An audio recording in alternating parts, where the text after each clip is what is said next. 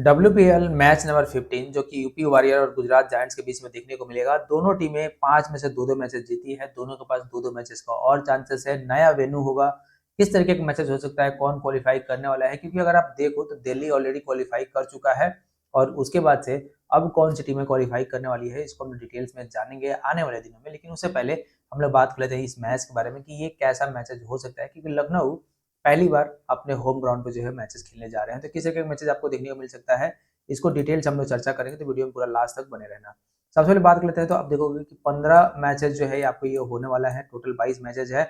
और अगर देखो तो अब ऐसा नहीं है कि बहुत दिन मैचेस ये चलने वाला है, बहुत ही कम जो है वो टाइम बचा है और अभी तक भी जो है आप प्रॉफिट नहीं उठा पा रहे हो, तो डायरेक्टली आप इस वाले व्हाट्सएप नंबर पर जुड़ जाना, जहाँ पे आपको इस रिलेटेड सारी चीजें देखने को मिल जाएगा। चाहे आप विनर खेलते हो, सेशन खेलते हो या फिर जो है एंट्री खेलते हो। टेलीग्राम पे जो है कॉल सर्च करके यहाँ पे आपको इस रिलेटेड सारी चीजें देखने को मिल जाएगा। चैनल सब्सक्राइब कर लें ताकि जब भी वीडियो अपलोड होगा उसका नोटिफिकेशन आपको मिलते रहे। बात कर लेते हैं इस मैच के बारे में। तो ये जो होगा मंडे को यानी कि 3 मार्च को आपको मैचेस देखने को मिलेगा। टाइमिंग जो होगा 7:30 इंडियन टाइमिंग के हिसाब से। वेन्यू जो है वो आपको एकलाना स्टेडियम लखनऊ पे, जो कि लखनऊ का जो है वो होम ग्राउंड है। आप कह सकते हो कि जो ऊपी वॉरियर है उनका होम ग्राउंड आपको देखने को मिलेगा। लाइव आप इसे जियो हॉटस्टार पे जो है देख ही रहे हो। तो अब बात कर लेते हैं कि पिच जो है कैसा बिहेव करने वाला है, उसके बारे में डिटेल से चर्चा करते हैं। लखनऊ की यानी कि एकलाना क्रिकेट स्टेडियम लखनऊ की पिच की बात कर लेते हैं, तो आपको यहाँ पे बहुत सारी चीजें ध्यान रखना है। चाहे आप ड्रीम टीम खेलते हो, सेशन खेलते हो या फिर आप जैकपॉट की उम्मीद लगा रहे हो, तो किस तरीके का मैचेस यहाँ पे आपको देखने को मिल सकता है, इसको अभी हम लोग चर्चा करेंगे। सबसे पहले लखनऊ की बात कर लेते हैं।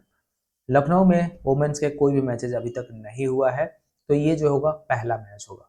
उसके पहले अगर 2-3 सीजन पहले चले जाओ आईपीएल में, तो लखनऊ में जो है वो कोई मैचेज जल्दी से होता नहीं था। लेकिन जब से लखनऊ की टीम बनी है तो इनका होम ग्राउंड जो है वो बन गया है और देखते देखते बहुत सारी मैचेज आपको यहाँ पे पिछले 2-3 सीजन में जो है वो देखने को मिला है। तो अब आगे किस तरीके का मैचेज हो सकता है, यहाँ पे कैसा रहेगा, तो जो मेंस वाले मैचेज था उसमें हमने देखा कि ये ग्राउंड बहुत ज्यादा ग्रीप करता है, बहुत ज्यादा फंसता है और यहाँ पे इवन 130 के नीचे भी रन जो है वो डिफेंड हो जाता है। और ये मैं मेंस क्रिकेट की बात कर रहा हूँ। तो वुमेन्स वाले में आप समझ सकते हो कि ग्राउंड इतना ज़्यादा ग्रिपी होगा, इतना ज़्यादा जो है वो अगर टूटेगा जितना ये मेंस में टूटता है, तो आप ले सकते हो कि यहाँ पे 100 रन भी जो है वो डिफेंड हो सकता है वुमेन्स वाले क्रिकेट में। लेकिन अभी हम लोग ये मान के चलेंगे कि जो पिचेज है वो उस तरीके से बिहेव नहीं करेगा, क्योंकि अभी मौसम उतना ज़्यादा ड्राई नहीं है। जब मौसम ज़्यादा ड्राई होगा तो पिचेस बहुत ज़्यादा जो है ड्राई हो जाती है। लेकिन हाँ, लखनऊ का जो कंडीशन है वैसे भी जो है ड्राइनेस यहाँ पे देखने को मिलता है। तो अगर उस कंडीशन के हिसाब से हम लोग बात करते हैं, तो यहाँ पे कह सकते हो कि पिचेज जो सरफेस है वो बैलेंस है। जो पेसर्स है उनको काफ़ी अच्छा खासा जो है यहाँ पे एज मिलने वाला है और इवन जो स्पिन बॉलर्स है वो भी यहाँ पे बहुत ज़्यादा बेनिफिट आपको देखने को मिलते हैं। और जो बाउंड्री एरिया डायमेंशन होता है वो नॉर्मली यहाँ पे बहुत ही बड़ा होता है। बहुत बड़ा मतलब सबसे बड़ा नहीं होता, लेकिन हाँ बड़ा और काफ़ी अच्छा खासा आपको देखने को मिलता है।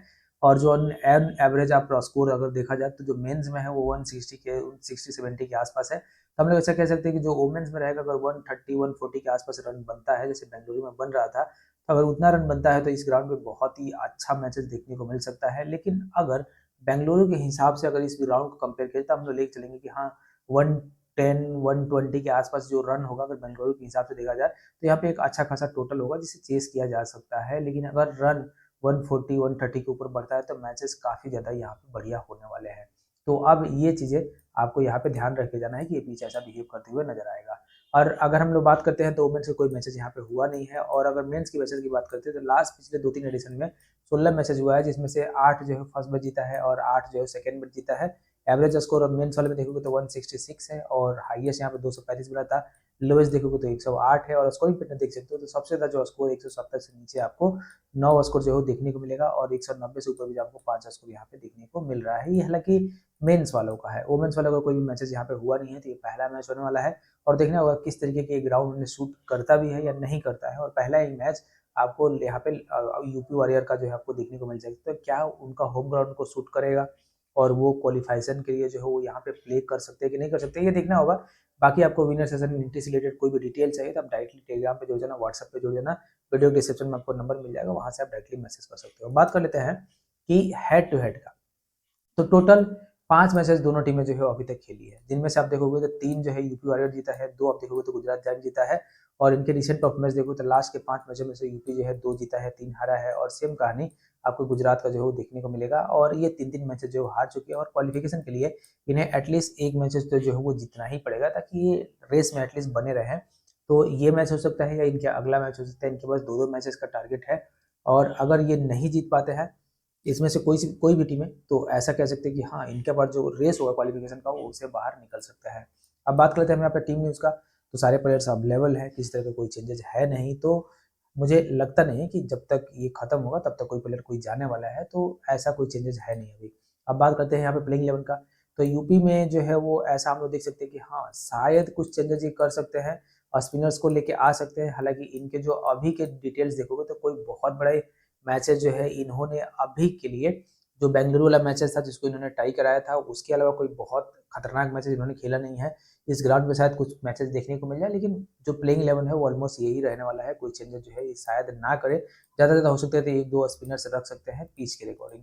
इसके अलावा हम बात करते हैं गुजरात का, तो गुजरात का भी सेम कहानी है। तो ये ऐसा नहीं है कि ये ऐसा नहीं कि पूरी टीम चेंज कर देंगे या कुछ चेंजेस करने वाले हैं। अगर कोई बहुत अच्छा स्पिनर्स यहाँ पे अवेलेबल है तो शायद उसको ला सकते हैं इस ग्राउंड के लिए, बाकी कोई चेंजेस जो है आपको देखने को नहीं मिलेगा।